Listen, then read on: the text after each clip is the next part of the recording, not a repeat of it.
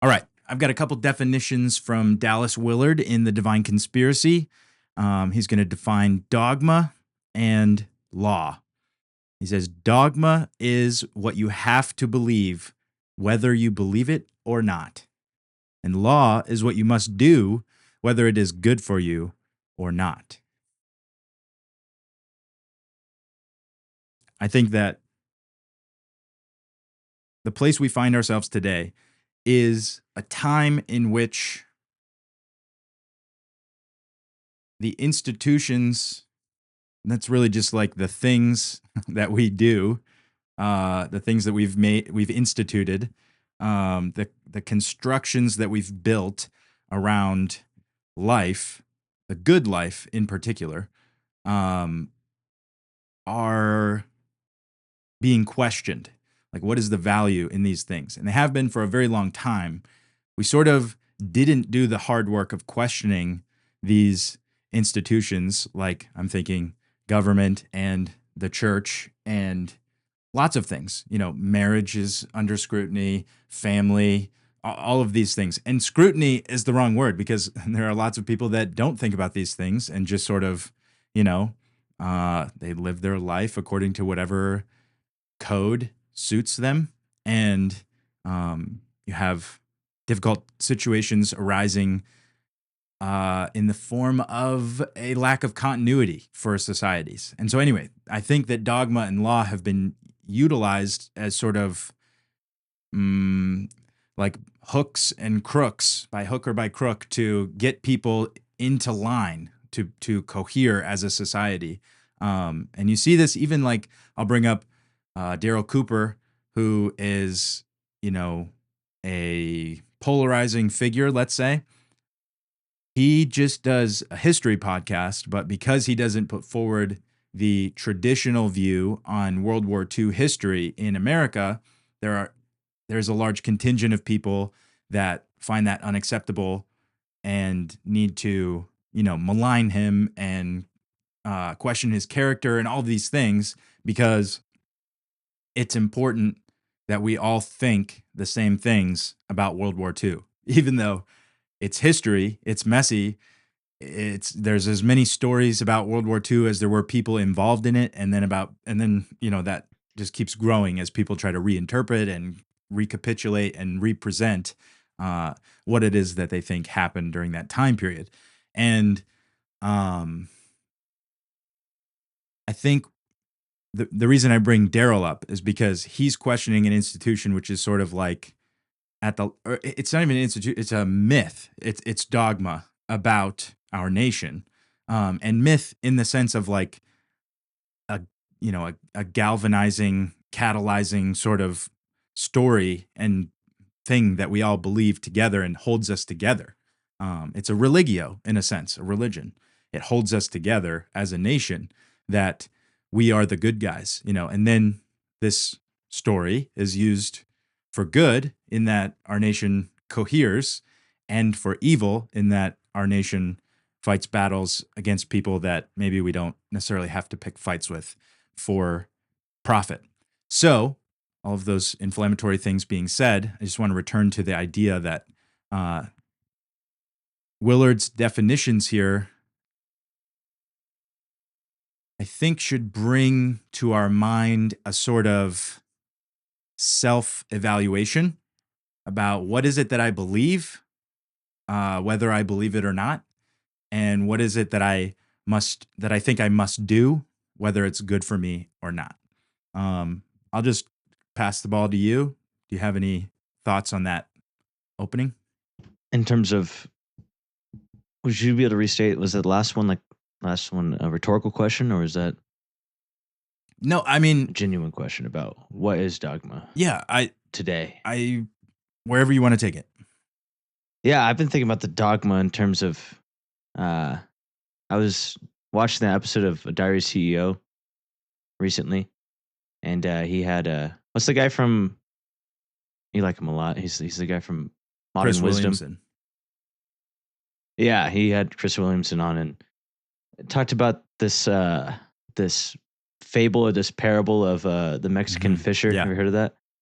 Yeah, I wouldn't be able to retell the whole thing, but it's like challenging, like in our culture, the dogma in terms of like, well, I suppose just that your life consists in material possessions, and that's how you can have the good life, with the dogma and the law that surrounds our conceptions of the good life. I love that you said it that way. Um, I think that's one that has been eating away at me lately. One that I've been trying to recognize, like, wow, it's a very it's just like deep in the back of my psyche. This almost guilt um, for going, like, turning my back on the motivation for I need more possessions in order to start a family, in order to all these type of things, um, and just how much our I think that's the other thing too. Economy is heavily wrapped up in dogma, and law is heavily wrapped up in daily living. Just I don't think we really recognize just how all encompassing, how much we take for granted. I mean, literally, we think it's just like this is the way to live life. And if anyone lives contrary to that, you're on the out group. You're a pariah. We do this in and out group thing very, very without even thinking about it. It's just second nature, knee jerk reaction. 'Cause that's how we were programmed into it. So therefore, we already have the script put into us. Yeah. So as I was reading about this, I was just thinking about, yeah, just how ever pervasive this concept is it's another one of those, like asking a fish to think about water. It's like, what dogmas am I living under? It's like that's really the kind of thing about dogma, is that it's so inherent, so at the core of your psyche, of your mind, that you take it for granted. It's not something you really think about until someone who doesn't have that dogma, you interact with them. Then you're it's like, was it meta norms? It's like a meta norm, uh, where you don't really recognize your patterns of behavior are strange until you go to a place that has different meta norms or different dogmas or laws. Um, and so the need to interact with different walks of life to expose you to not even your blind spots. I think it's just like the spots that it's so in your face constantly that you don't even see it anymore. And maybe not even just cultures, but teachers. That teacher. Yeah. uh, Jesus. But how much we even I love that even right after that section that you read in Divine Conspiracy, how it says that Jesus' words were never dogma or law, and any time they're treated as that, you miss what he's saying. Um, and how much even in my mind I miss a lot because um, just because I don't have to think about that. I got that. I got it. I understand what Jesus is saying. Yeah. We've understood what Jesus has been saying about that for 1,500 years now. Oh, that's so interesting. So I was just about to bring up the word axiom. Axiom uh, is a statement or proposition which is regarded as being established, accepted, or self-evidently true. And then when you said that, uh, going back to the Divine Conspiracy, says Jesus' words are essentially subversive of established arrangements and ways of thinking. So that's essentially the anti axiom, or the axiom buster. Um, and there's a guy, well, yeah, his name's Paul Vanderklay, and he likes to say, like somebody's getting kicked in their axioms. And I think that's a really funny turn of phrase. And it perfectly describes a lot of the way that conversations tend to go. Because when somebody says something with a different set of axioms, it automatically conflicts. It sort of goes back to, I don't have it right in front of me, but uh, whatever, I don't even remember the guy's name. The guy, the poet who was talking about philosophy. You It's all like the him. poets. Wadsworth? William You Wadsworth? didn't like him. He's a Longfellow? Christian. You didn't like him, and now you like him. T.S. Eliot. Okay, T.S. Eliot. yes. So Yeah. Eliot says that there's two ways of conflict coming about when you claim absolute truth. I think is what he was, something like that, and it's like confrontation, right? This is between the axioms. Mm-hmm. One axiom must go, or one set of axioms must go, and then the other one is sort of like oblivion or just ignoring the other axioms. And so it's really interesting to me because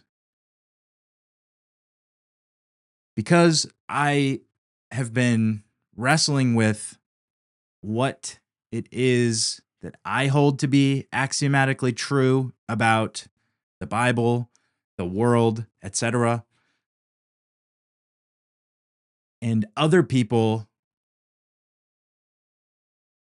don't like that because I'm kicking them in their axioms. And so I don't want to do that. I don't want to conflict with them in a violent manner, but I find it difficult to adhere to their dogmas and laws, which to them may not necessarily be dogma in the sense of what you have to believe, whether or not you believe it. It might be that they believe it, and so there is no conflict in them with that statement.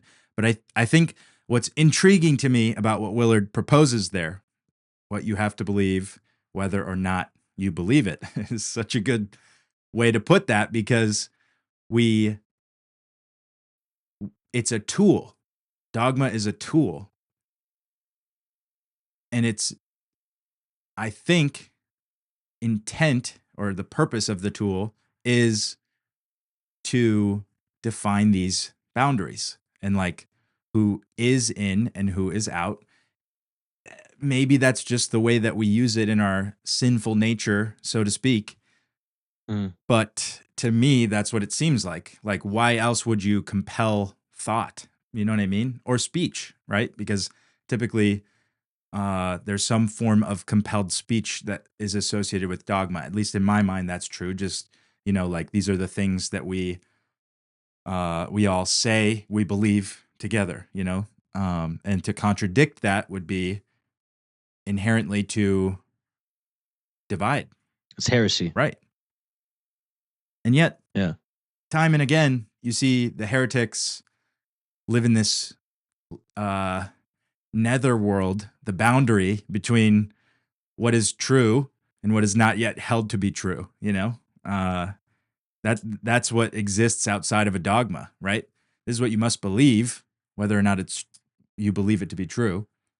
But I guess it kind of goes with law too, because law is practice, and so I think this is what you must do, whether or not it's good for you. And then this is why I said like the good life, because it's bigger than the expectation or the norm life. The good life extends beyond what is known into what is possible, and if you can see it, you can move into that space, and you'll be hated by all of the dogma and law people. But you might be doing things that are good for you, and you might be doing things that you believe and that are true. That's the important part. It's like I don't know. We're touching on something there, I think, with truth, goodness, beauty. Like these things are like, I want to say they're something other than axioms, because an axiom is almost like the propositionalization. How would I say that? It's the propositional form of something that is something that's real. A statement or a proposition which is regarded as being established, accepted, or self-evidently true, right? But there are things that are true. Maybe they're not evident enough. Maybe that's the issue here. I don't know. Yeah, it's starting to provoke. I don't know. It's like It's not that I'm well versed in it, but Kantian philosophy. Immanuel Kant was.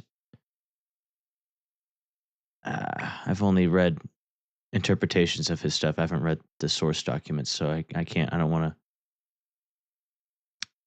to straw man the guy. He wrote a lot. He's a deep thinker.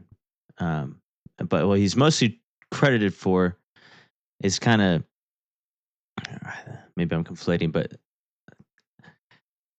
thinking about a phenomenon occurs and we are once removed from phenomenon because of our perception. Like our perception, we're not actually interacting with the reality as it really is. The reality is funneled through our perception.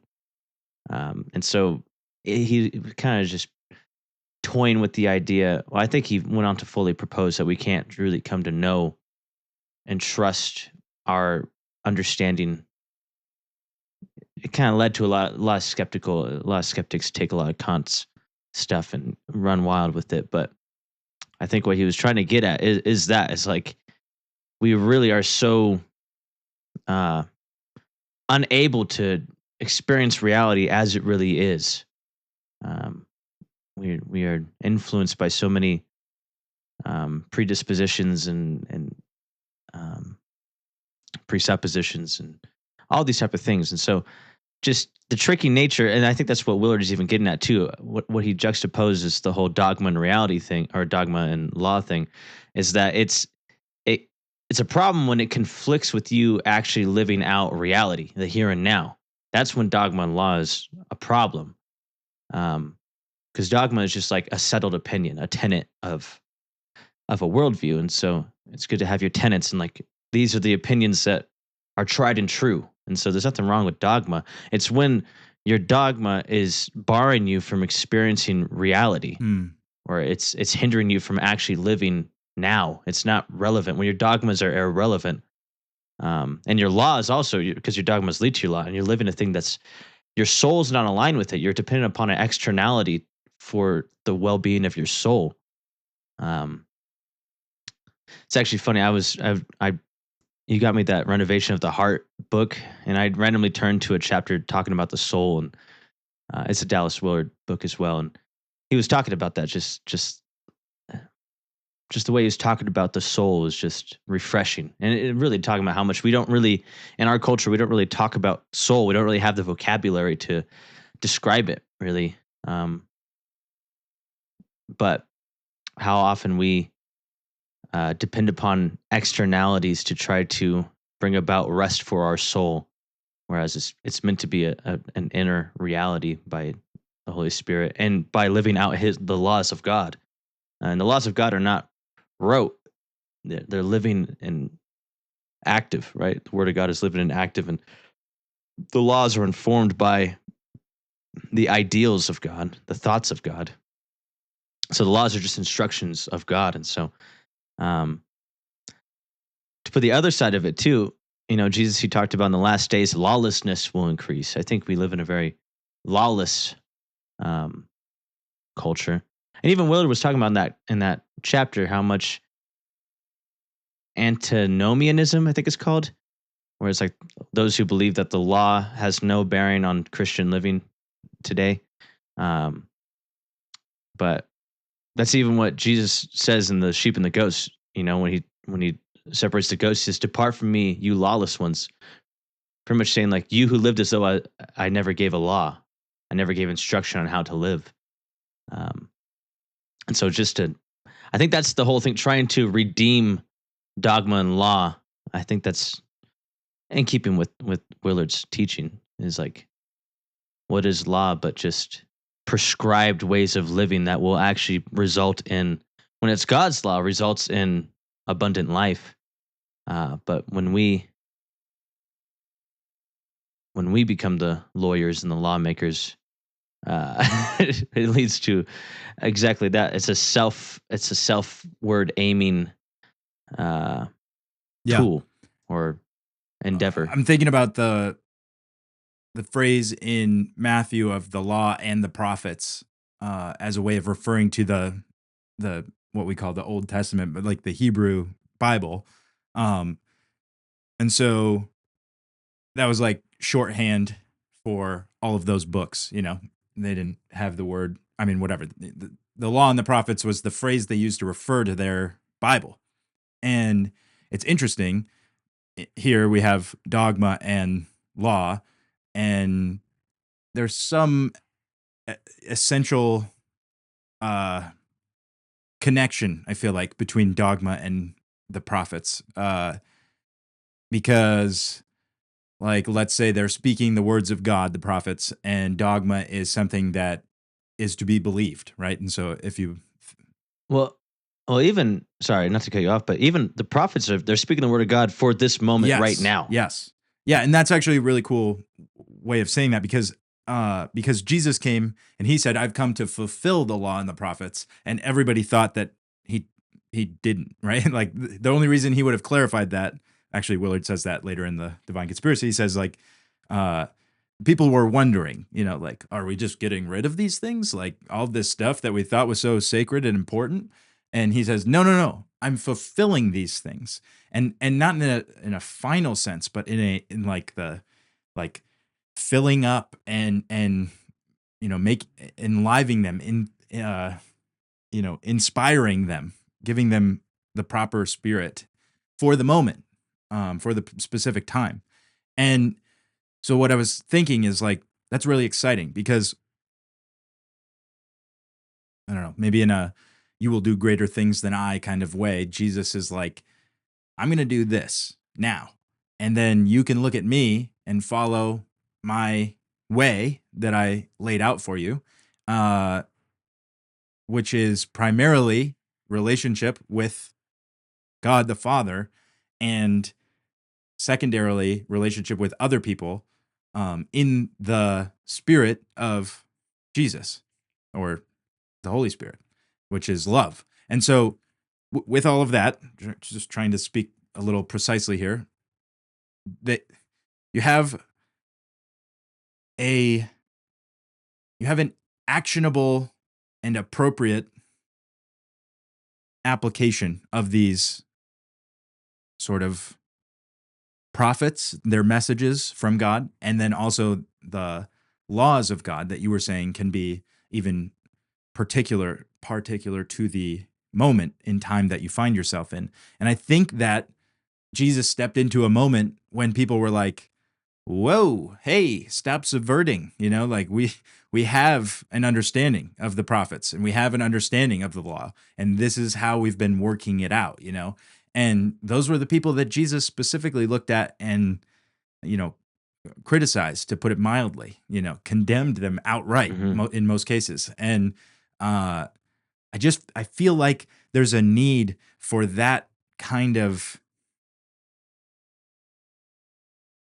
participation with God in what he's doing right now, you know? Like that's moving us away from the philosophical, I feel like, in some sense, but it into where this really meets the road, because that's kind of where I'm at. Is like, I love thinking about all this stuff. I love talking about different views on different verses and whatever, but we're in a place where, like, I I don't know. That, like, the reason we talk about these things is because the rubber meets the road eventually, right? And so you try to work your way back to like, what is making you live your life that way?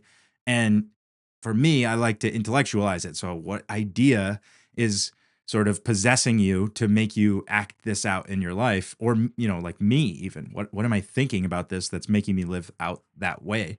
And I don't know. I think like, not to end the conversation. We always joke like we get here eventually, but like we just keep coming back to it has to be, I don't know which is primary, but it has to be personal and communal relationship with God, right? I think that's even just what Jesus gave us. Like, you Mhm. individually follow me, and you collectively, communally follow me. And that means something intimate, you know, not just something dogmatic or legal. Yeah. And I'll just note here, the tradition that I'm familiar with has very little to say about the law except that it's in the Bible, and so it's useful for teaching, right? But you can pick and choose, and some parts of it are still good for moral whatever, and then some parts are weird and don't matter anymore, and that's all very confusing because it seems slightly arbitrary how we're picking and choosing those things, but it's certainly associated with God in a particular time, and yet I feel like there's an absence of God and his law in our current moment. And that's what we tend to fight about. Like, well, what do we do about same-sex attraction, let alone how to institutionalize that, what to do with the people that are feeling that, etc. Yeah, and I mean, I think we even get that. Paul says in Timothy, like, talking about people who try to use the law, but they don't understand that the law is for murderers and for those who hate their parents and blah, blah, blah. I always thought that was an interesting thing. And those who hate their parents. Like, it's kind of funny. It's kind of funny how much like that's like a grave sin in the Bible, but we don't really, that's just like a normal, I don't know. When I grew up, people were saying that they hate their parents constantly. It's like, I don't know. That's kind of wild. Anyways, that's a side note. That's a big deal. It was a big deal to God. To hate your parents is a big deal. To disobey your parents.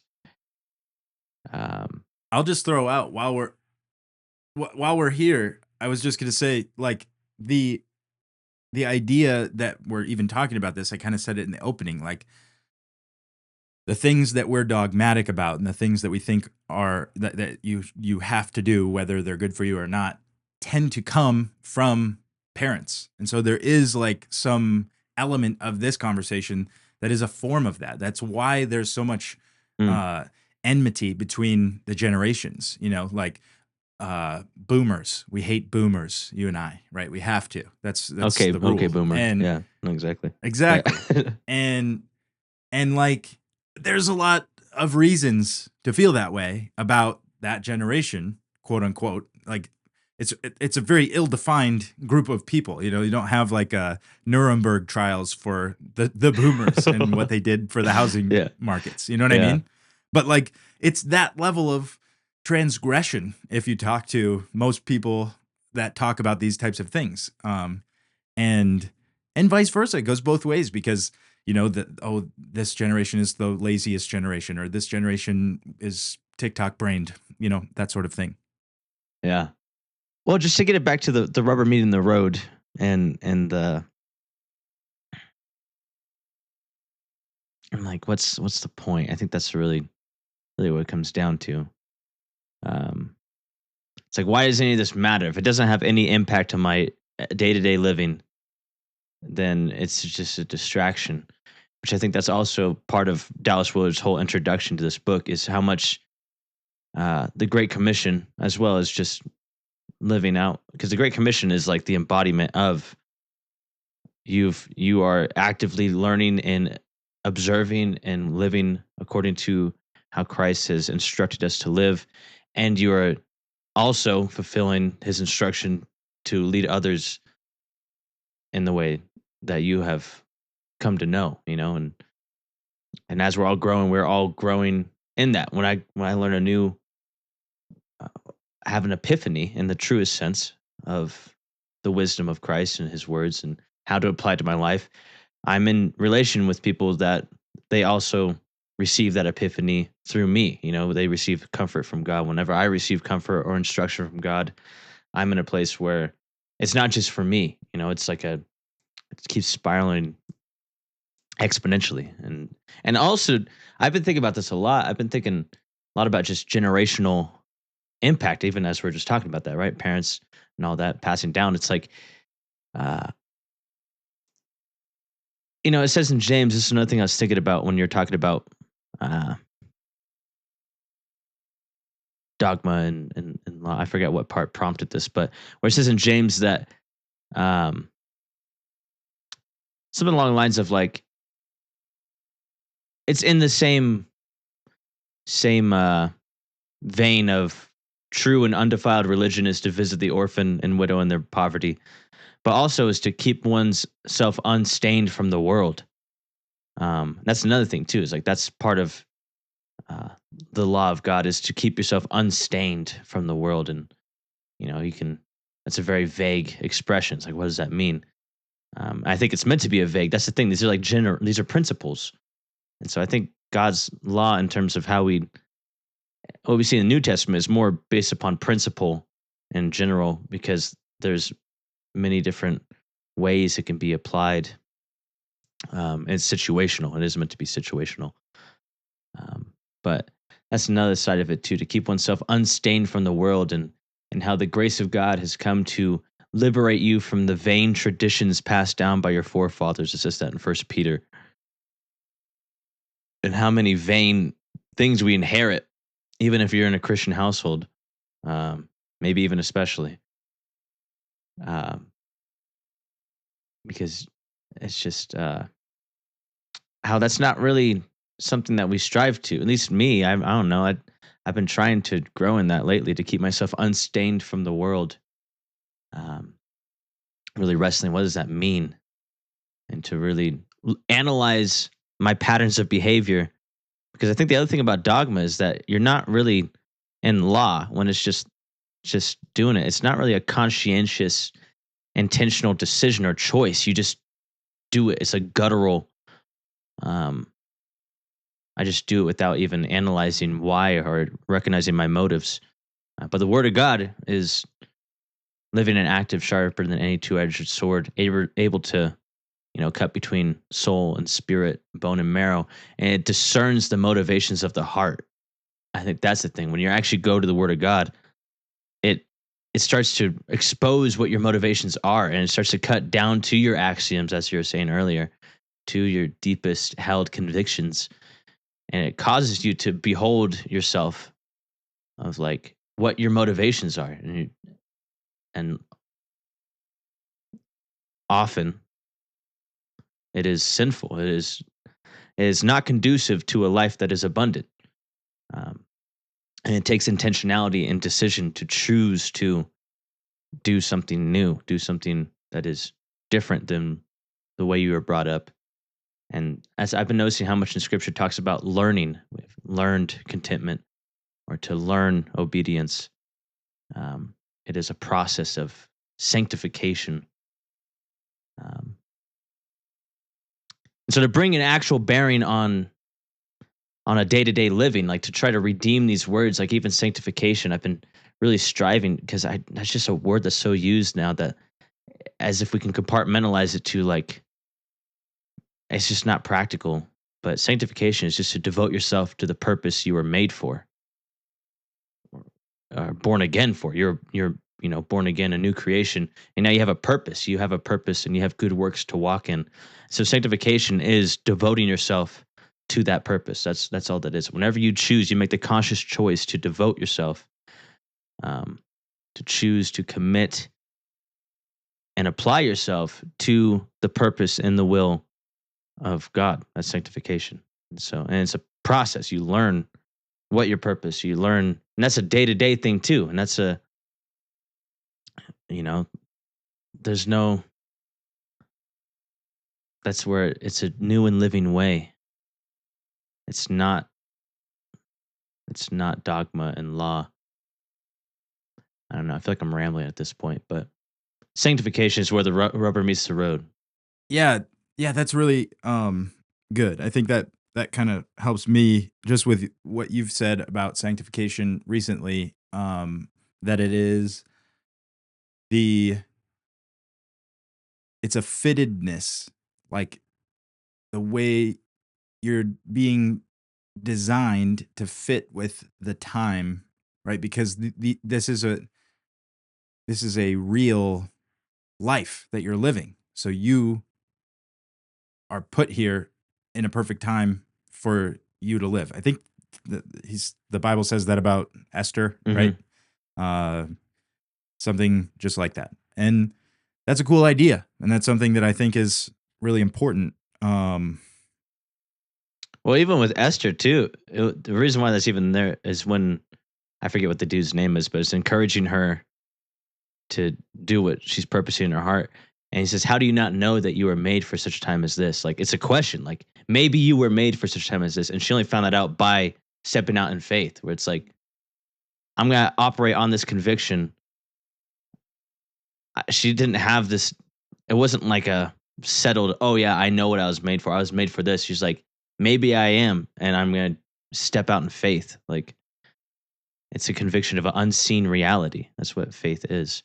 I had more to say on axioms, and maybe I'll get back to it later, but this thought just came up. I thought about it earlier this week, and I can't remember exactly why. I was listening to a conversation um, in the TLC network of live streams and whatever, and they were talking about Trinitarian theology and Unitarian theology. And the Trinitarian is self-admittedly strange or open or whatever. He just wasn't extremely dogmatic, and so he was finding a lot of commonality with the Unitarian, and so the non-Trinitarian, and so it was interesting because the non-Trinitarian guy is like, I don't know how Trinitarian you actually are, and I think it's a funny thing because it's like, is this just a dogma? This is sort of evident within Scripture, depending on how you read it, I guess. And then it's held to be very, very, very important that you believe this, whether or not you believe it's true, or I would say whether or not you can explain how it's true. In this case, because I think a lot of people genuinely believe, like, well, yeah, it's true. That's what we think. But anyway, it was just interesting to me. And the only reason I'm bringing up that conversation is like, I just kind of was having my mind opened a little bit of like, yeah, why do we think that that's true or important? Because I've heard lots of compelling sort of things around that, lots of not compelling things as well. And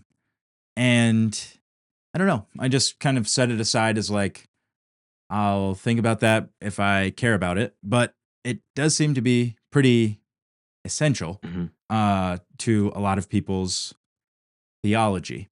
And I guess where I'm going with this is like, I don't even know if this gets to where I'm trying to go. A thought that I had maybe entirely separately from everything I just said is that I just don't know if we even think about Jesus in the right ways. We just fall into these troughs, the sort of like ruts in our brain. Like, this is how we must think about him, or even worse, like, this is just how I think about him, and this is the way I'm supposed to think about him, so I don't think about it. I'm blind to how I actually do think about Jesus.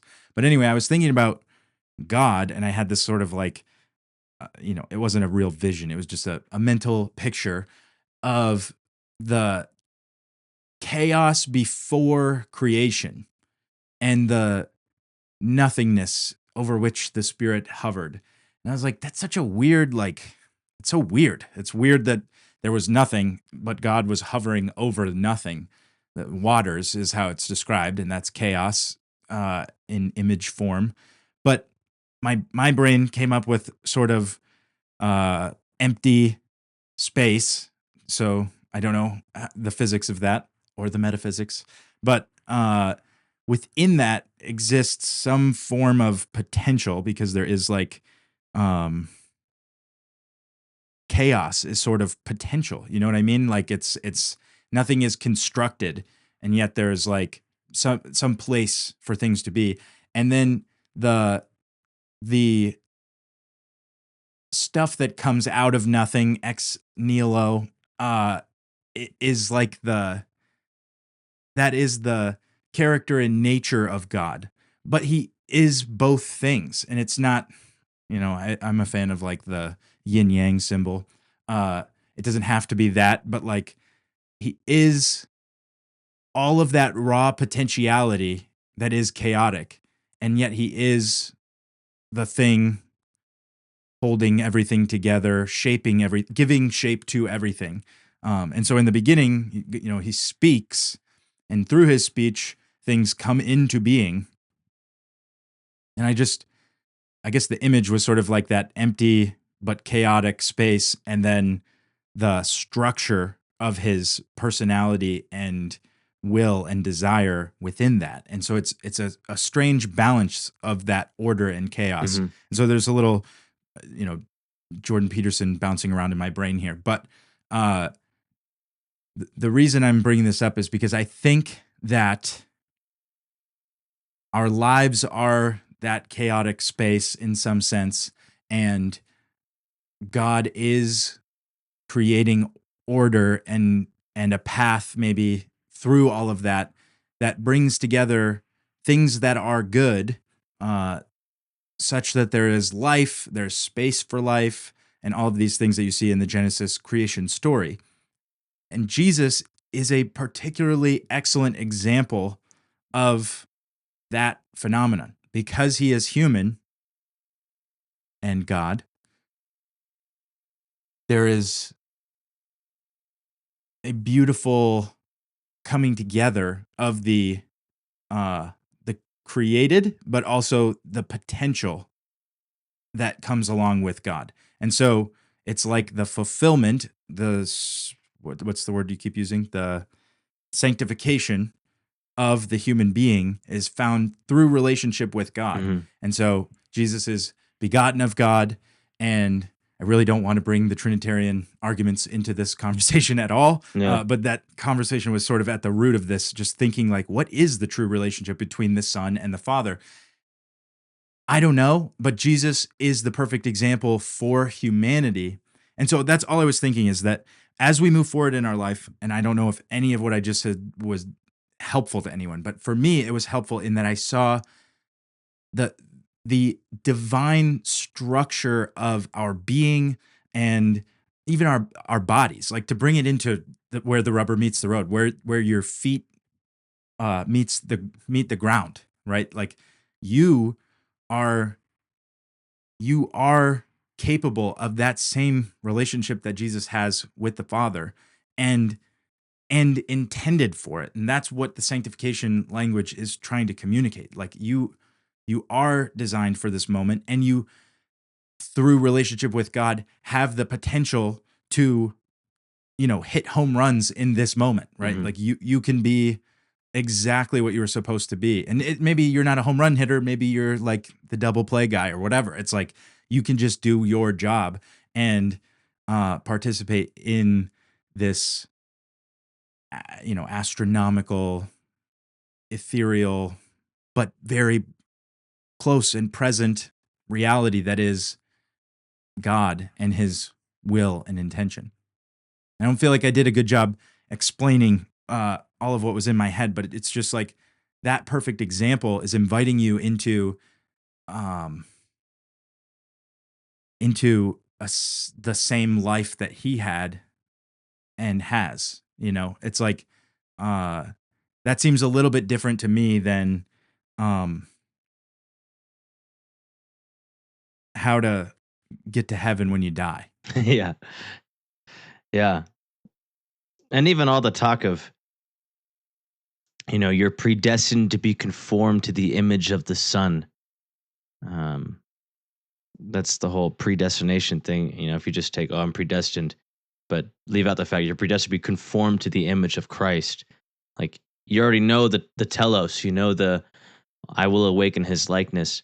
But it says in Ephesians that, he gave some to be pastors, some to be teachers, some to be apostles and prophets, evangelists, for the equipping of the body of Christ until we all come to the fullness of the measure of the stature of Jesus, both individually and collectively. And will no longer be tossed to and fro by any wind of doctrine or any new teaching or instruction, that will be mature, and we are part and parcel of each other's growing in maturity.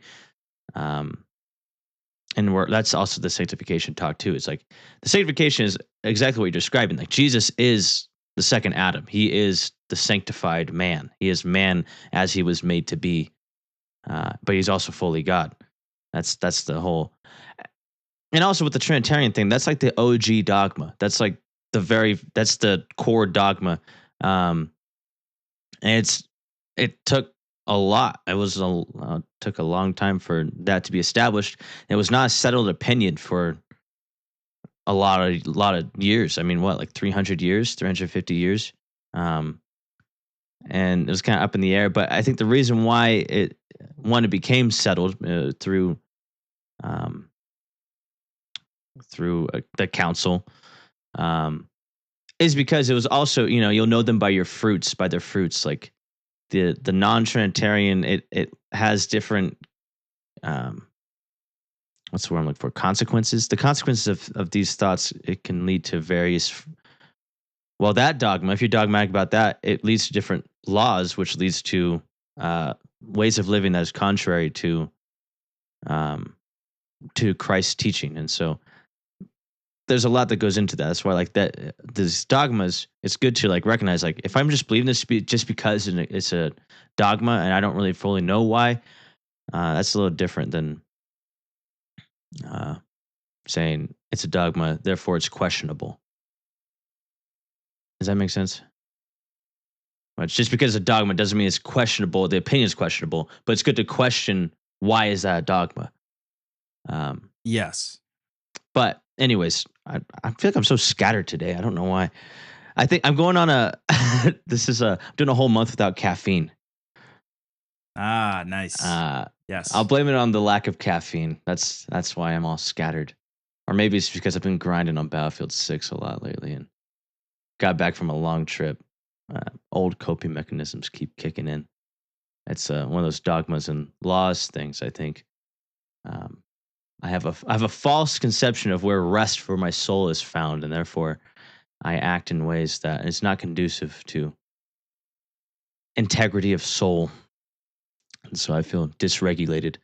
But yeah, I feel like I was saying something. Yeah. So, okay. Do you have it? No. Okay. Okay. So using what you just said, we fall back on these things because we think we need to, right? And what is the need? The need is something aimed at this conception of the good life. And I'm stealing more language there from Willard later in the book, because he moves into like the Beatitudes and says that these are really just inversions of what it is that you think leads to the good life. And he lists a bunch of people that you would think are incapable of leading the good life, and says that no, they have full access to the good life through him. And what I'm thinking is that we tend towards these dogmas and laws as absolute answers to our problems in ways that they can never be. And so what you're just saying there about like, don't throw all dogmas out because they serve a purpose and they have a function, but they don't necessarily. So you don't necessarily have to say that anything that is dogmatic to anyone, or anyone that's dogmatic about anything, is wrong about it, but I've been thinking a little bit about Gödel's point, I think, in this. I don't even really know. It's all secondhand to me, but like it's basically like you can't have a complete internally consistent system. And so he's working in sort of the mathematical realm to describe how I don't know, he built a sentence that essentially says this sentence can't be proven by this system or something like that. And if the system proves it to be true, then the system is incomplete because the sentence is that the system can't prove it to be true. So that was wrong. Or it can't prove it, and then it busts it both ways. Some thing in math. And it has to do with axioms, actually, because that's also a mathematical term. It's like the principles or assumptions upon which other parts of math are built. And so math is actually an interesting example because it's something that's sort of self-evident in a way that is universal. And this is kind of what we're getting at with things like what is real. You know what I mean? Like it's abstract, the concept of two things, and yet there are, there is one thing and there is two things. And I can say that because everyone listening to this understands English and can sort of fill in that abstract connection between those things. But it's substantial, like there are two things. So we understand, like, it's a very basic principle of mathematics is counting, right? But then also addition, multiplication. These are, again, extremely fundamental. And then you can get to, like, I have a friend from South Carolina who works on theoretical math. I was like, what the heck is that? But he just comes up with what else is out there, right? Because it's a sort of, there is no construct that we can come up with that fully encapsulates everything that has to do with mathematics. And so he's on the cutting edge of developing mathematics, which seems like, what? Right? Because that seems to be self-evidently apparent, right? And the nerds that care about, expensive math that takes a long time to understand and use, they're going to do that and have fun with it. But, like, of course, there's nothing new except how you use it to maybe make money or something, right? But in reality, he has spent 8 years of his life getting his PhD in this field that is exploring what exists beyond our current constructs. And so I think that when it comes to dogma and laws, we long for our law to be fitted to every, let's say, our interpretation of the law of God to be fitted to every possible situation. But even what you were just saying about James a minute ago, like, he throws out a sort of very vague and general phrase because it needs to be malleable. It needs to fit into different situations. And so what does it mean to be unstained from the world? I don't know. What does it mean to you? What does it mean to your group? You kind of have to work on that together and sort of come up with these things. And that's where the role of dogma comes in a useful sense. But then when you lose Christ as the person who is holding together your community, then you must supplant Christ in his proper role of authority with something else that can do something similar. And so we substitute the person for dogmas when the dogmas are useful in some sense for doing that. But when you do that, you lack it's like life. You lack the vitality, right? Because there's no life there. A dogma is not a living thing. There is no will. There is no energy, animus. There's nothing moving it. It's a tool. It's dead. And so, I don't know. This does feel slightly rambly, but I just think that you were saying, like, you're falling back to those coping mechanisms as a form of dogma and law, like something that you should do whether or not it's good for you in order to get a result that you're looking for. And I think that we should probably be aware that we're looking for results, we're moving towards something. And so to the extent that our systems are accomplishing then that, something that we believe to be important to be accomplished, then great, good for us.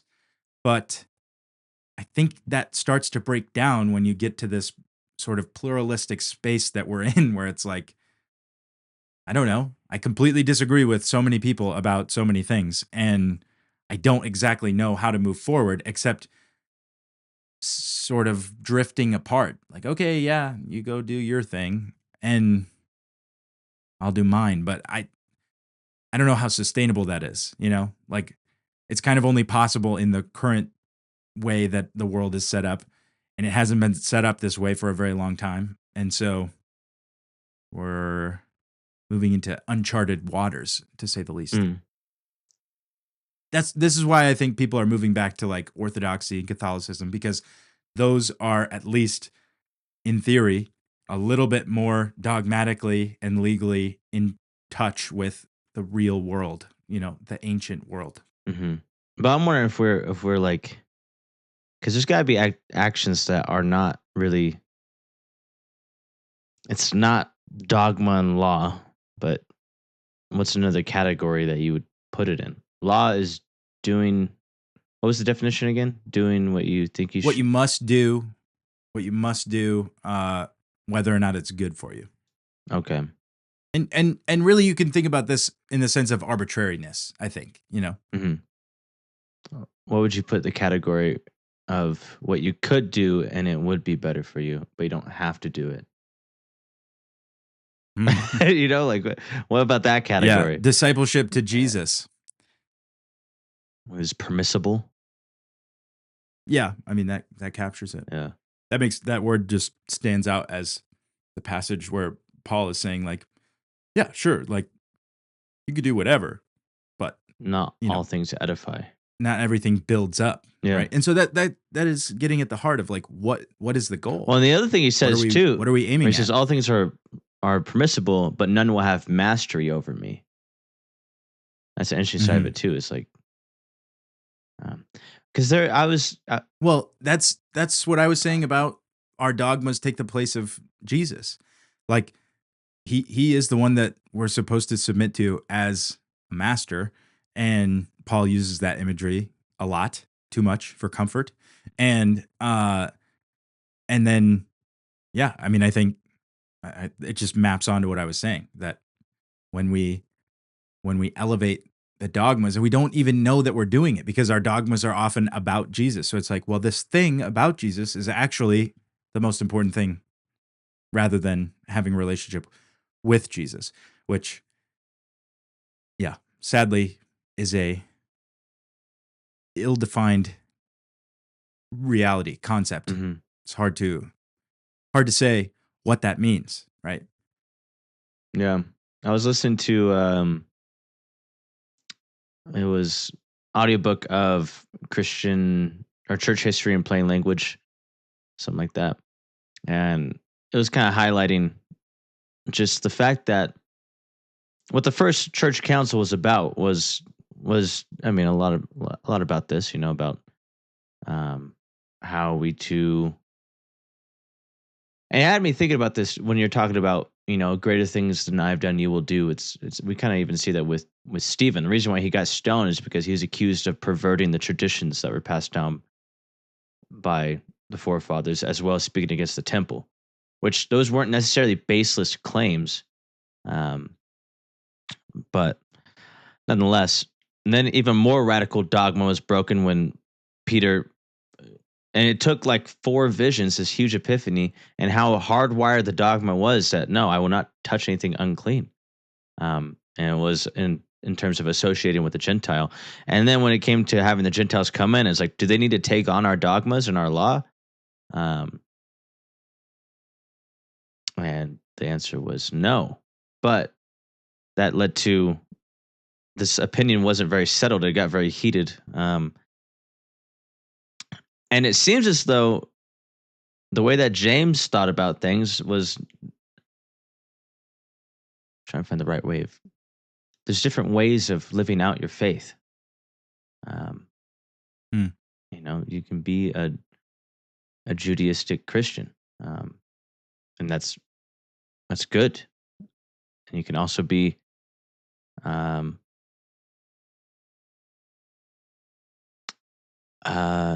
I don't know what the opposite side of that would be. Well, just a Gentile Christian. And so, that was just the whole debate. Messianic Jew. Well, the Messianic Jew was that's what I meant by like a Judaistic Christian. But yeah, like a Gentile. And you don't need to take on all the dogmas and the law, the ways of living. And so that's just, and it just led to a lot of just thoughts on that. It's just interesting, like Paul's way of speaking and thinking about the gospel of grace is a little different than how James expresses the law of liberty. Um, and these are not at odds, though. Um, but it's just a lot of nuance. And so, I don't know. I'm just trying to bring more dynamic to this conversation. That like, Well, it's interesting that you bring that up because something that I've been wrestling with is sort of the essential nature. I think even we did like our thing on salvation a while ago, and uh I've been wrestling with like atonement theories because people are extremely dogmatic about them, and I don't necessarily know even like where they come from. Why do we think them? They're sort of like glasses that you know are put onto our. I want to say like our era of Christianity, but that's just like these are the glasses that I've looked through for a long time. It's sort of like assumed. There is no opposition to these things because it's like the truth and then everything else. And whatever one you pick as your theory is the truth. And so like everything else gets looked at through that theory as like, well, and obviously like all of these verses that we use to justify our thing are so apparent and, salient to us. We see them and they stick out and we reaffirm what it is that we believe to be true about the life, death, and resurrection of Jesus Christ. So within that, I've been thinking like, I I'm curious to know why it is that these things always come between us and relationship with Jesus, which I guess in some cases maybe people are like, yes, penal substitutionary atonement. Finally, a God I can believe in, or like, I don't know, like they really appreciate the character, like because that I feel like you only ever hear the other side of that. Like, I can't believe in a God that would punish his son, sort of without cause for the rest of the world, so that he could be appeased. Um, and that's one characterization of one theory. But like, why do the theories come between us and the person of Jesus? I don't know. I guess all I'm saying is Jesus came with a message that was that. It was a message. And so that's words and concepts and ideas, but it's about real things, about your life, about your enemies, right? About your families. And these are very practical relational matters, but also about the life of everyone, right? Extending beyond your family into the world. And so it's not just Jews, it's Gentiles. And it's not just a few Gentiles. It's the world, the cosmos, the whole kit and caboodle. And with that, I think we sometimes lose a grip on how immediately relevant Jesus is, and that's really this whole conversation is coming out of just a few lines from Willard, who talks about it constantly through several books about the the the relevance of Jesus to our present day lives, like every action that you take.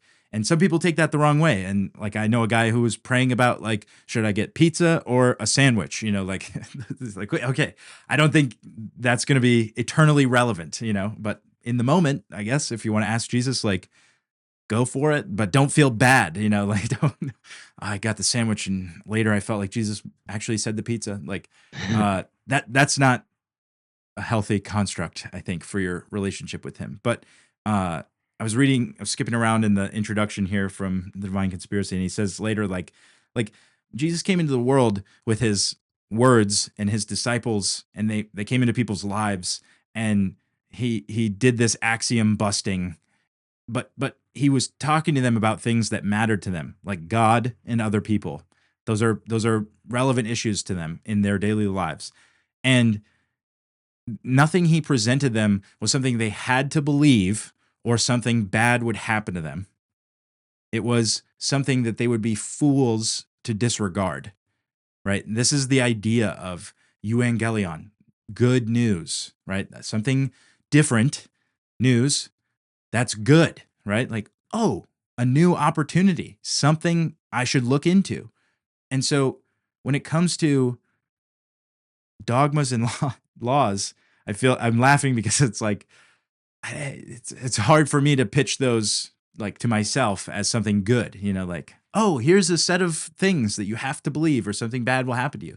Like, no, that's these things might be useful structures for ways to think well about God, maybe, but they're not the good. They're not the good news. They're not Jesus either. And so I think that's kind of what I'm saying is like, I think this whole conversation may have just been about why is it that we really believe thinking the right stuff is so important? It is important in a sense to think rightly, wisely, but really that I'm saying you must think in a real way about the world, right? If your map doesn't fit the territory, even in a close approximation, it doesn't have to be exact. It shouldn't be exact, but like that's maybe what it is. We just keep getting to this place of like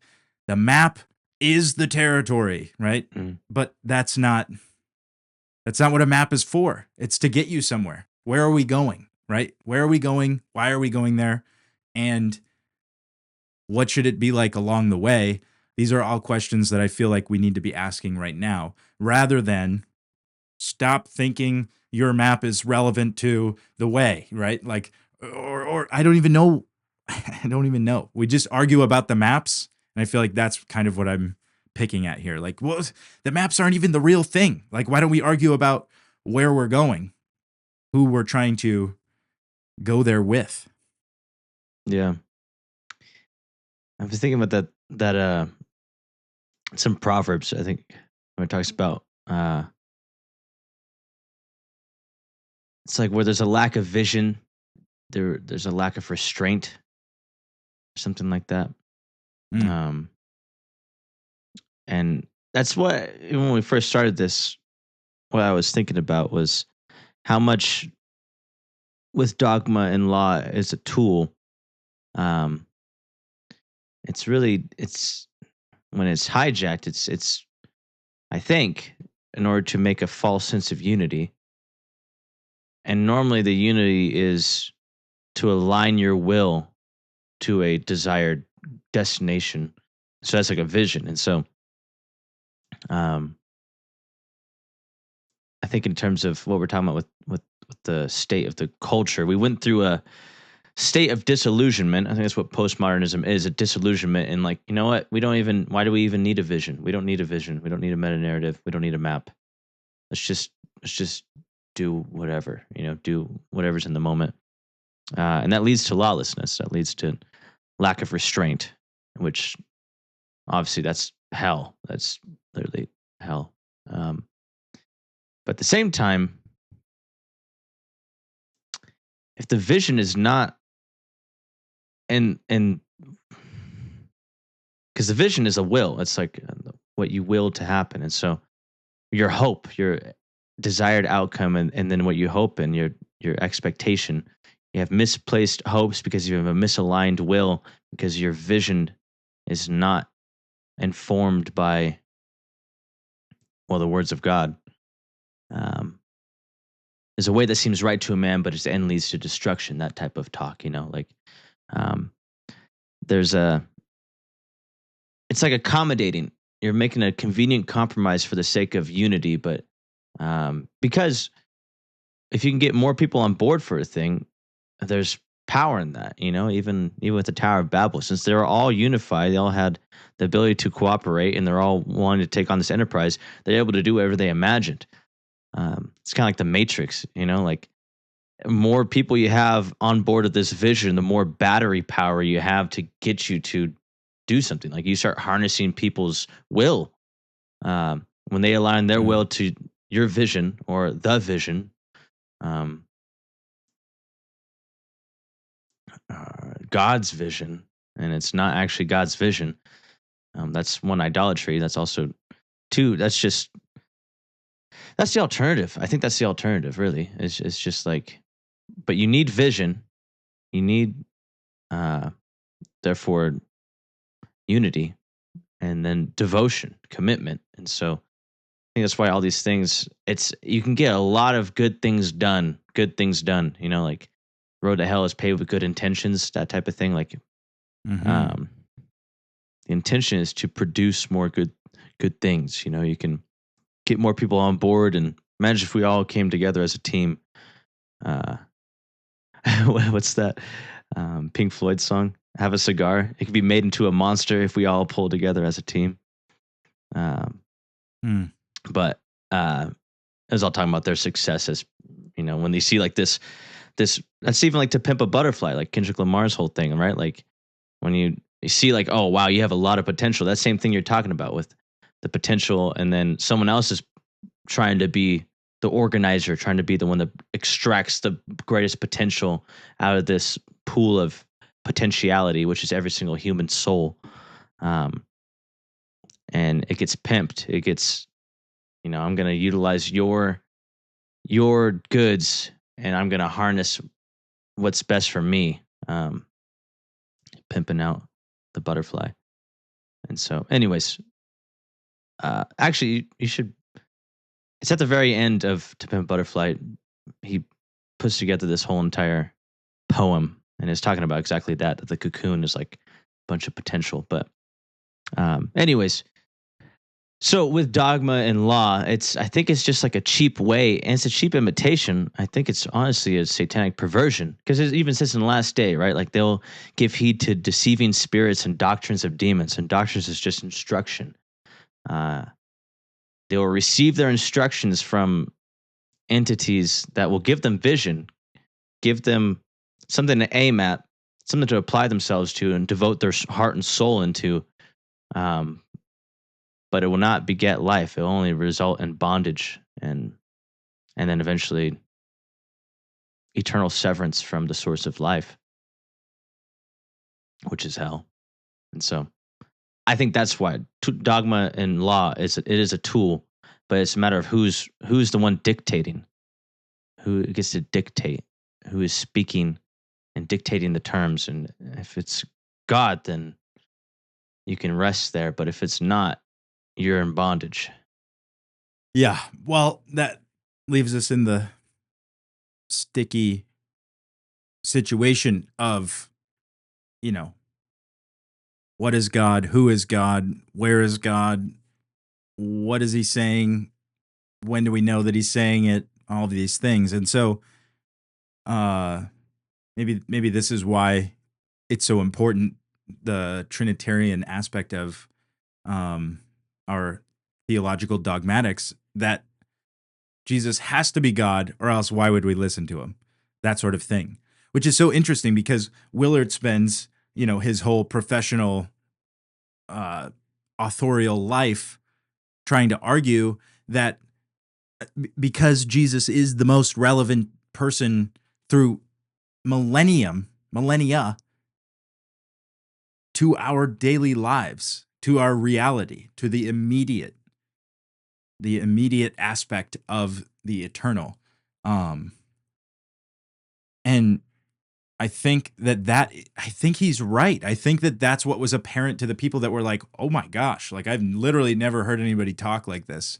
Why would these random first century, farmers or whatever they are, why would they say like, yeah, this guy's got it, right? I don't know. I've never heard a sermon on why people believed Jesus when they met him. You know what I mean? Like, it's just what happened is sort of the way that's framed. Like, I don't know. I've heard John Mark Comer talk about Peter and John as fishermen getting a leg up in the status hierarchy, getting to be a student of a rabbi. That's an interesting angle on it. But I think like What about these people that follow Jesus for days away from their homes to the point where they're starving? They're going to perish in the Middle Eastern heat because they don't have any food or water, and he feeds them because that's an important thing to do for people, and you can't just ignore that. And but like, what? Why are they there? Is it just because Jesus is sort of convincing them of their dogmas or his dogmas and laws? I don't think so. I think it goes beyond that. I think they see some authority, some power. So like, I don't know what that is. Like some essential truth about him, right? But if he had been any other way or said any other thing, I think that breaks. This is a theoretical thought experiment. But if Jesus is saying like, no, I mean actually cut off your arms, so it's better to actually cut off your arm than it is to sin with your hand. Like uh, some people think that he meant that. Famously, church fathers, castrated themselves or whatever because of this. Uh, but in the moment, I think people may have had an insight into that. Like, oh yeah, that's a really good point about the Pharisees. That's exactly what they're like. Jesus is a little bit like a comedian. Yeah. He's like he's saying stuff that you're not supposed to say because it's true. It's too true. Yeah. And not even trying to be persuasive. He's just like making points. I don't know, like Bill Hicks or something, and people are like, Yeah. "Dude, that is so good." Like, did you see the new Hicks Yeah. bit? It's like no one's ever spoken like this. It's so relevant and creative and genuine.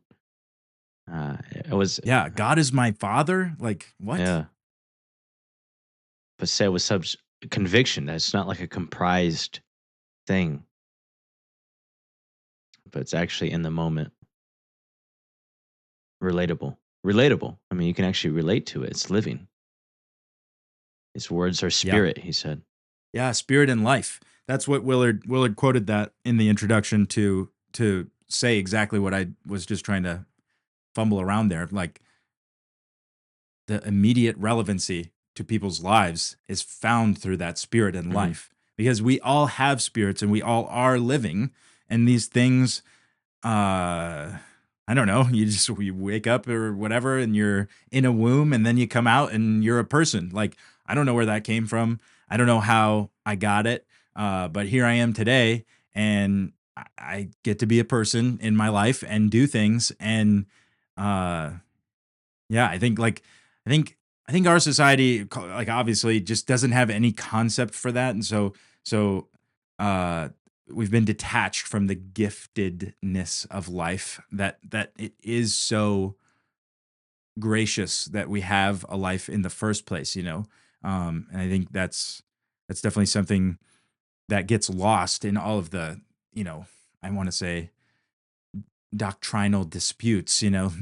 Like uh, we've talked a little about my disdain for the way that apologetics tend to enter into the conversation first. Like, well, what are your issues with Christianity? Well, like, I don't know. I understand the concept that there are some philosophical objections or whatever, some moral discomfort with the Old Testament, whatever the issues are with a person. Maybe it fits to be like, well, here are some things I have about this, but I don't think the whole idea is to undermine somebody's view on evolution to the extent that you even can do that. That's obviously a system with its own dogmas and laws. Uh, but I think that that's the way that a lot of people go about their apologetics. Is like, well, you can't disprove this. I've got like 12 different reasons why it's super true, and then eh, what? How does it apply to your life? Like I think it's trying to legitimize the person of Mm. Jesus. Like, well, no, this Bible is accurately translated. Hooray! Like if it doesn't end up applying to somebody's immediate situation in life, then there is no there. Like realistically, there's no power. It has no leverage in their life. Yeah. And that So that's you probably have something better to say than me. well, in that chapter that I was reading in Renovation at the Heart. In fact, I kind of want to go get it. Just read a little section. It was on performance and I'll be right back. I'm gonna get it. Hold on. So this chapter was on transforming the soul, and he's laying out a lot about, well, just the soul. But it's in this section called Performance, Fanaticism, and the Broken Soul. It says, where life meaning is lacking, performance is at a premium. Performance, in art or sports, for example, creates the illusion of meaning for a magical moment, if the performance is successful. Performance presupposes an artificial context in which some portion of life, action, or experience is present as a whole, meaningful, unique, flowing, transcendent to ordinary existence.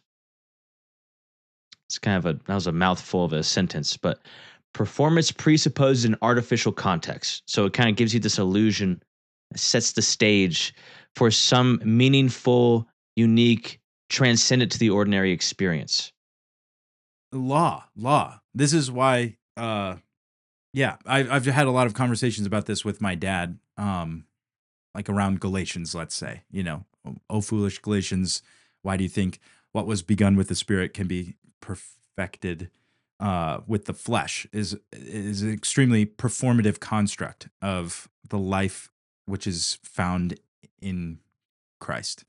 Like we can, this may have started with the Holy Spirit, but we'll definitely perform within our legal construct that we've derived.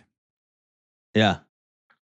Yeah. And so he's talking about this artificial context which could take place in politics and religion and art or in sports.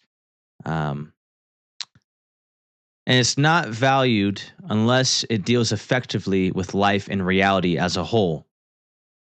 And so here performance really must mean competence and must eliminate illusion. Mere acting will not do. It will further help us to understand the reality of soul in life if we see how fanaticism comes in. Fanaticism in art, politics, sports, or religion, to name some of the main kinds, is the result of inherently meaningless lives becoming obsessed with performance and then trying to take all of their existence into it. Being a fan of is treated as something deep and important, because those who do this do not have a whole soul directing their lives toward good, rooted in God. They allow a flow they find outside themselves to take over their thoughts, feelings, behaviors, and social relations. That flow intoxicates them.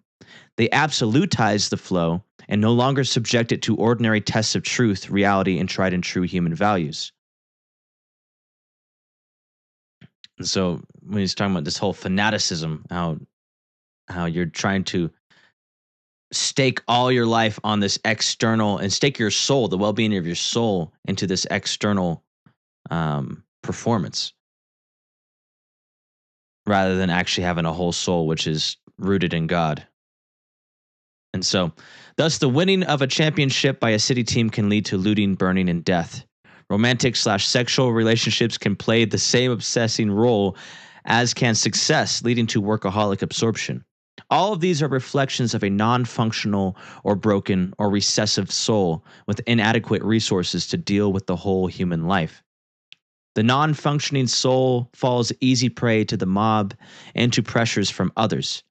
It is the source of the other-directed person and the lonely crowd that are so prominent today. So it really doesn't matter what our theories are or how modern we may be, soul will always reassert itself as a reality, if only by the shambles left behind when it departs. What Hitler preyed upon was soul, as have all the great 20th century destroyers, or rather upon the loss of soul, and the revenge that loss takes upon the masses.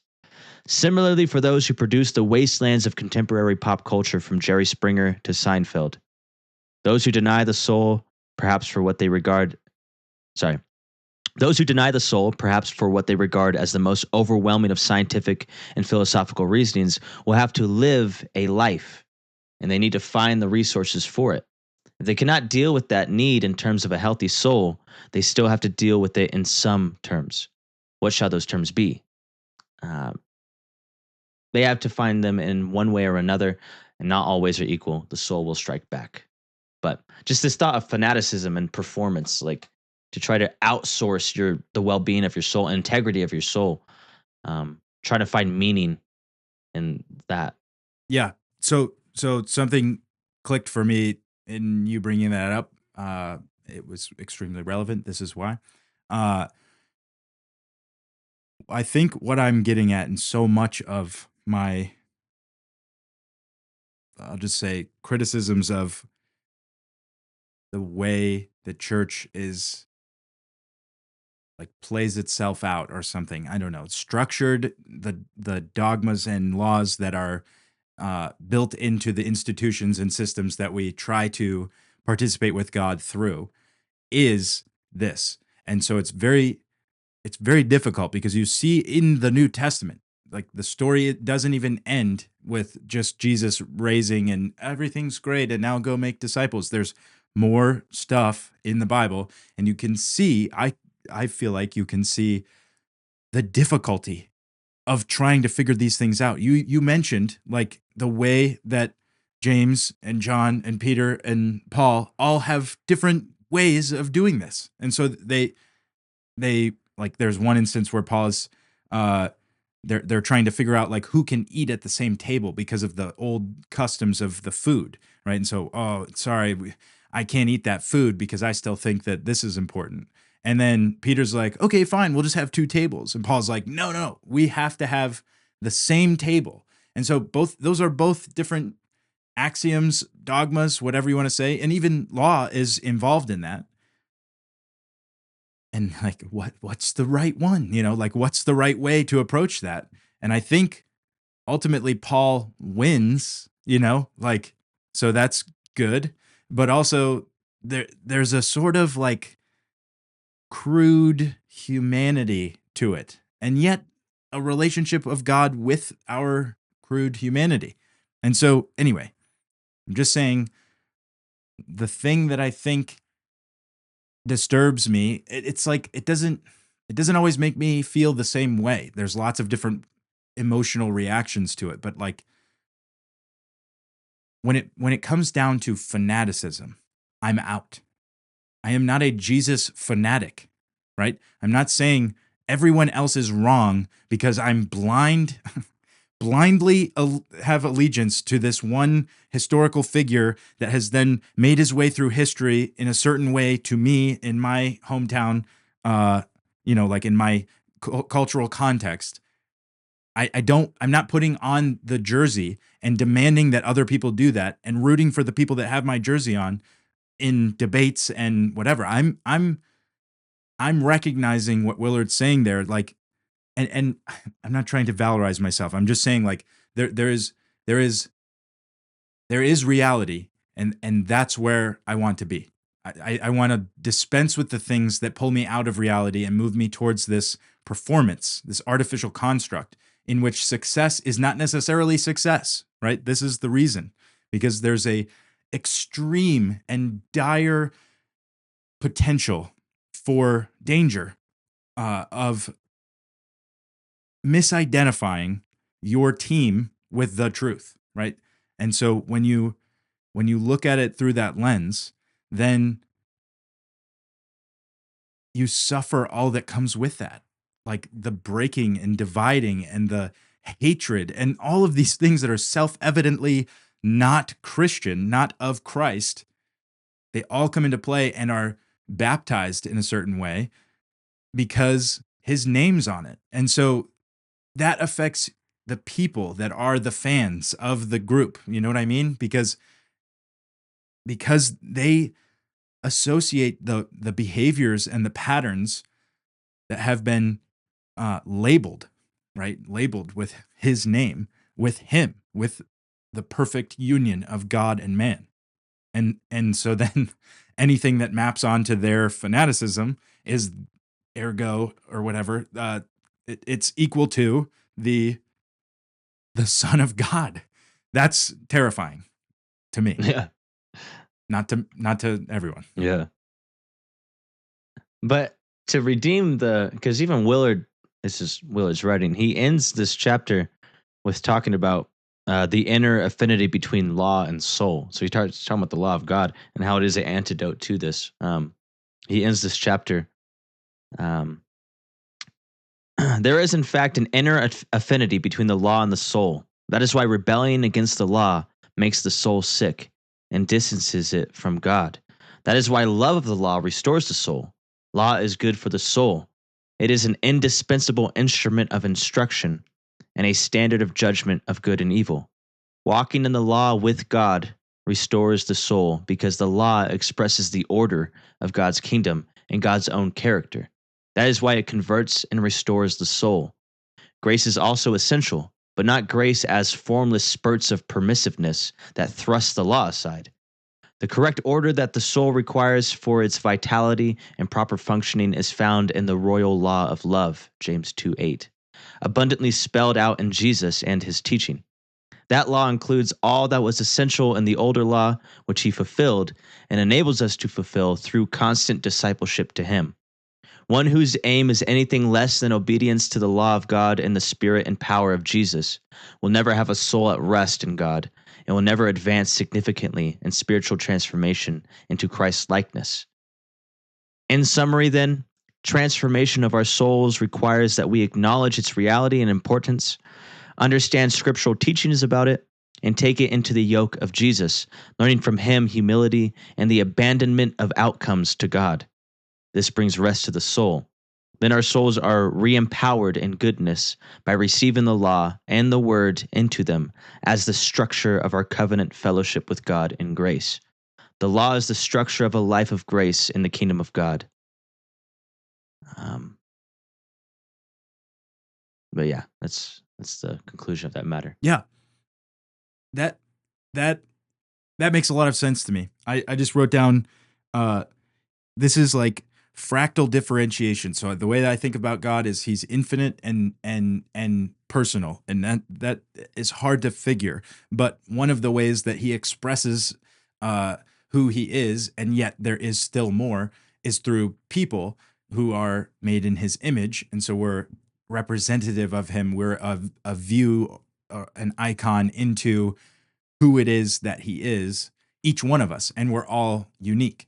And so it might not even be fractal necessarily, but I just think like it's a little bit fractal. Anyway, so it's like we repeat as human beings, and there's a normativity to that. Like what it is to be human is different than what it is to be feline, right? There's different categories, and so we are human, and then what it is to be us is different than what it is to be others. And so that is an interesting reality that we have to deal with, right? Because the goal isn't to create copies. And that's the thing where it's like there needs to be all of the vagueness of James's statement, because what does it mean to be stained? Is it a certain set of actions or practices that get you stained, right? Is it a certain set of foods, ingredients, preparation habits that are making you unclean? Like, these are the issues that always arise, because it's like, this is a pattern. And if you say that the pattern is reality, then you better be right, because it applies to everything. And so when you say that yours is sufficient and there's nothing outside of this is why I was trying to bring in the girdles point thing, is because he's basically proving that you can't have a system, a construct that accounts for all of the potential of reality. And so reality and God flip around for me. Like, you can use them interchangeably. But the goal is not to create religious cogs. You don't just say, well, the old pastor did it like this, and so the new pastor has to do it like this, or he's out, right? Like, we do that a lot. Or this is how this church has done this for 200 years, and or longer, different traditions for longer. So this is how it has to be done every Sunday, or else. or else what, right? That's my issue. Is like what will truly be lost in the removal or the change of whatever it is that you're doing. I think that's what gets lost is the relevance of the individual, but as a part of the whole, as a part of humanity, as a part of what God is creating, right? These things are all super important. And so constantly throughout history, you have orthodoxy, heretics, and then there's some correction to what the heretics were thinking. Not all of them, but some of them. And whether or not they were burned to death and killed at the stake or whatever, all of this stuff, they're sort of exonerated, posthumously. Like, sorry, we got that one wrong. You were totally right about that, even though we killed you to death. So that's just the nature of humanity, I guess. We just do that to people. It's the nature of fanaticism. And that's the nature of a soul that is unhealthy, that is dead and corrupted. Dead and or corrupted. Especially dead. But then also a soul that you're regenerated, but you're not yielding to the yoke of Christ. Therefore, that's why Jesus says, "Why do you call me Lord, Lord, and not do what I say?" That's he's saying that to an unhealthy soul, a soul that is not submitted, that is not. Yeah. And he even talks about abandoning outcomes, where it's like you don't get to dictate, and you can find rest for your soul when you abandon outcomes, where you're not just holding deeply to like, I want this outcome and I'm going to make it happen any means necessary. Where it's like, I want this to happen, but your will be done, not mine. So to abandon outcomes to God, that's a way to have a healthy soul. I think that's the other side of it too, because law and dogma is a way we try to another tool that we use to try to guarantee outcomes. Any system is any type of way of trying to guarantee outcomes. And so to abandon outcomes to God. The image that's coming to my mind is of a plant. And I think that there's that parable Jesus talks about, like the farmer sows the seed. That's like his role. And then the plant grows. God's doing that. Like, it's not up to the farmer. He's doing the best he can, but he can't do that. That's not his work. He participates in the work in some fashion, but he doesn't have any responsibility for how the plants grow. And, we know a lot about how plants grow, what they need to grow. But even still today, we don't make that happen. It's just the way that things are.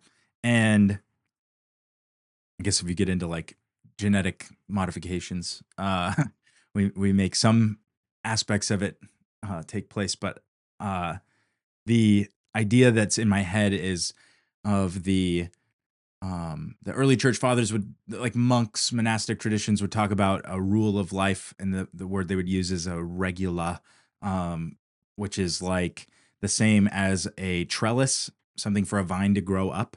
And so the shape that the plant takes is ultimately God's responsibility, that the leaves would grow and that it would keep, extending its trunk, vine, whatever.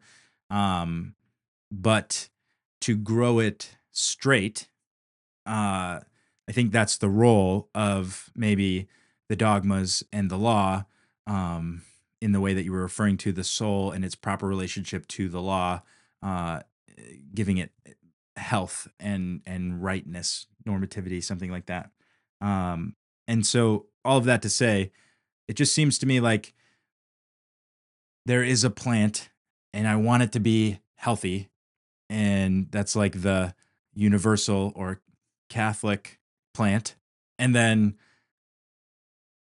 there's like 67,000 different Yeah.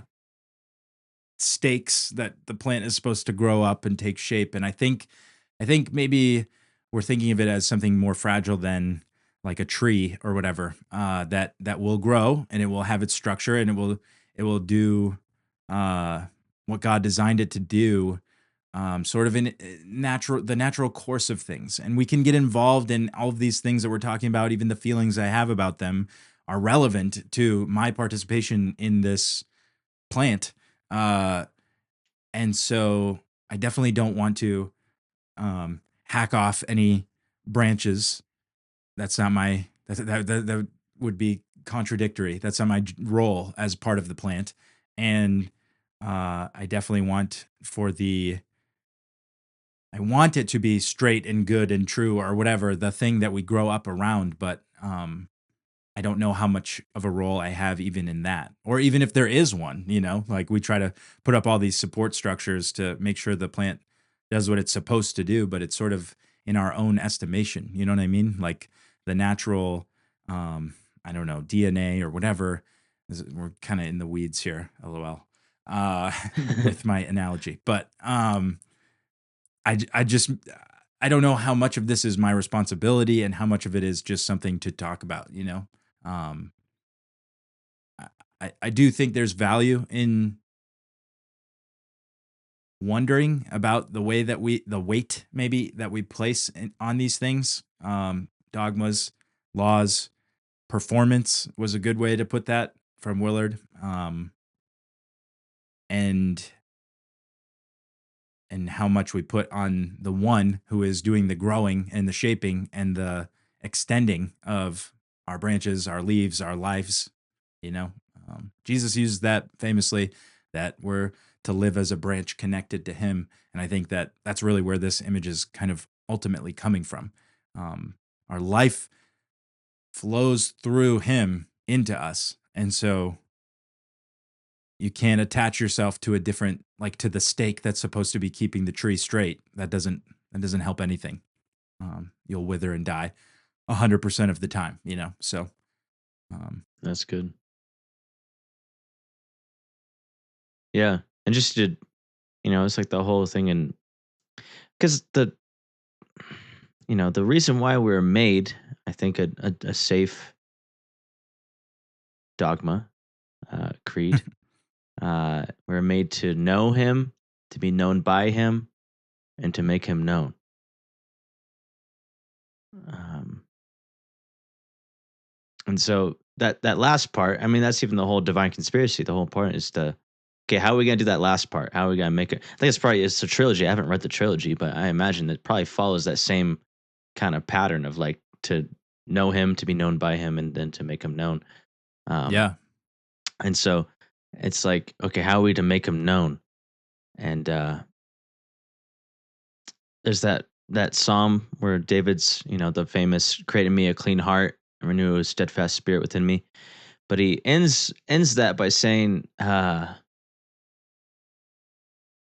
something along the lines of "cleanse me." Again, he's like praying out for cleansing. Then I would teach transgressors your way. Like, let me be right. Um, and there's like a self confrontation there, and like really going deeper. Like, okay, let me make sure that I'm doing my due diligence, because it does require diligence. It requires devotion. It requires discipline. That's what discipleship, to grow and learning to discipline yourself for the sake of godliness. It's like that's the rubber meeting the road. That's the sanctification. And it's like, okay, what is my due diligence? What is due to me for me to devote myself to, and what is the things that are secondary and that are trivialities that I'm kind of getting lost in the sauce. And um, Kierkegaard says something like, the best way to prove a king's existence is through through obedience to him, through like actual obeying him, being under his kingship. Likewise, the best way to prove God's existence is through worship of him. Any other way is an intellectual's what was it? Uh, Misguided bunglings, something like that. Hmm. And so it's like the best way to prove God's existence is to be you yourself submitted to his yoke, to his lordship, and to his laws, to what he says. Why do you say, Lord, Lord, and do not do what I say? Um, and so there's that whole thing of like, create me in clean heart, then I'll impact. Then I'll start worried about what's outside of my soul, and how they're all doing. Uh, and that's normally how therapy goes. I think it's like kind of when you go layers. Like after a while, you start actually finally getting to the place where you're seeing your soul in the condition that it's in for what it actually is. And it's like Hmm. that's the whole. Oh, whoa! I got a log coming out of my eye. Like, Yeah. um, and so, but it's a process. You gotta it's you gotta learn it. It does not come natural. It requires discipline. It requires structure. Yeah, it requires. They devoted themselves to prayer, breaking of bread, fellowship, and the apostles' doctrine. I feel like there's something I'm missing there. Wasn't there five? Breaking of bread, fellowship, prayer, and the I think, apostles' doctrine. I think that's it. yeah. Yeah. And so there's like rhythms of living. There's a routine and um, to have structure, to have discipline. Um, but if you do that with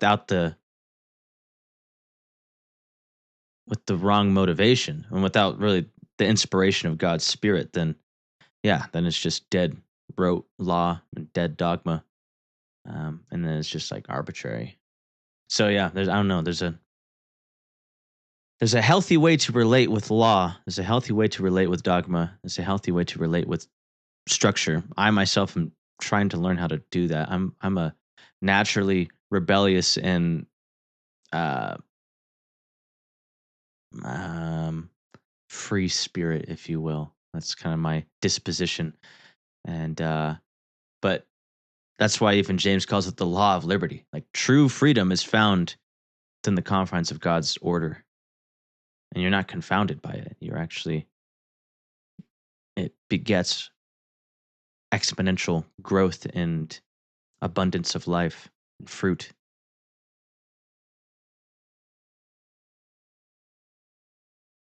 These are age old conversations, I suppose. It always comes back to the whole conservatism versus liberalism, order and chaos, I think. Probably because we're Hmm. primed by Jordan Peterson, but And this is, I was going to bring up my image again of the the chaotic nature of the potentiality of God.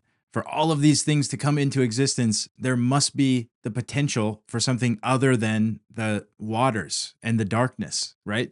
And so the thing that is other than the waters and darkness is the order that God brings into being through his own, that's who he is, like this is a self-expression of God and the humanity and the all of the other things, the beautiful nebula and sunsets and waves on the beach and all of that. It all comes from the structure that he imposes, but also the chaos that is that potentiality. And I think like the balance between those two things is the way, and we call him Jesus, right? Like he is that. And I don't know, whatever. Maybe that doesn't land for some people, but for me, it's like I want to be that, but I can only be as I am. And so I'm no good, like you're saying, at the the fanaticism. I'm wearing my Bills hat, but like it's somewhat different. But I'm no good at like keeping the same thing going, even for me. What I think is I'm constantly giving myself a barrage of questions about the things I hold to be self evident. And that's how I am. Nobody else needs to be like me. I hope nobody is, like it's it's its own thing. But with that, I do want to participate in life, in community, in the devotion to the apostles' doctrine, like uh and I think there needs to be more space for the push and pull of disagreement. I've been hearing the word pluralism thrown around. Uh and it strikes the ear in a funny way, like, well, pluralism is what is that? Just like all roads lead to heaven or something? Like, no, I think it's kind of more like the body of Christ, like we're plural, we don't actually amalgamate into this one unified hive mind.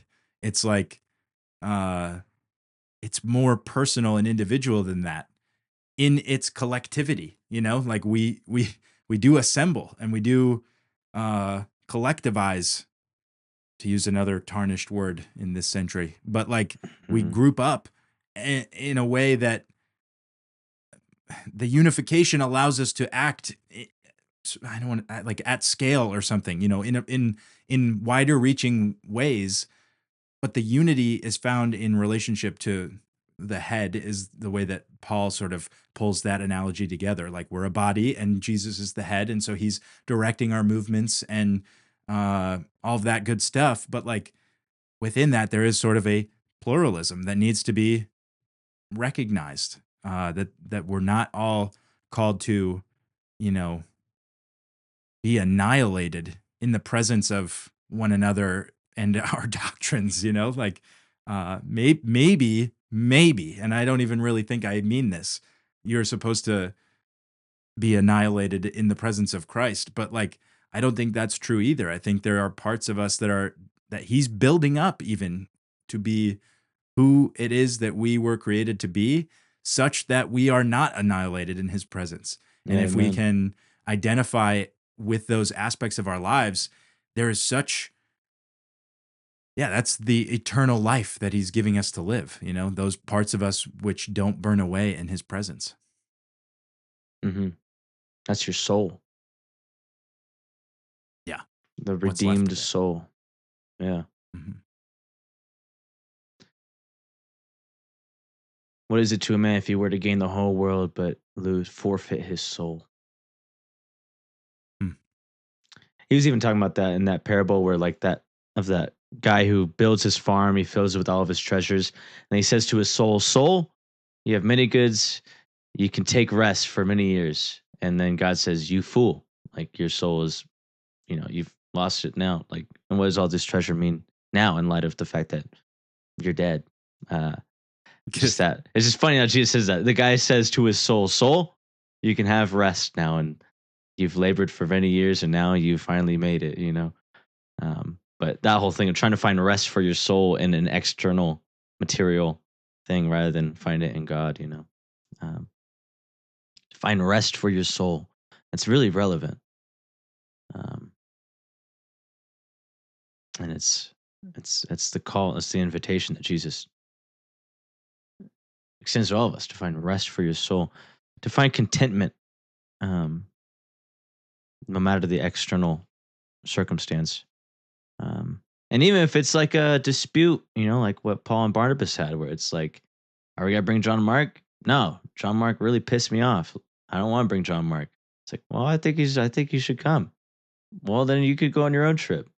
And yet they're still brothers, they're unified, but that's like that's how it's like a Disney thing where it's like, and we never fought and we never had differing Yeah. opinions. And it's like that's what law and dogma and artificial unity by it's Right. not it's that's yeah, that's not what Christianity is meant to be. We're all humans and there's differing of opinions and views, but doesn't mean that we break fellowship.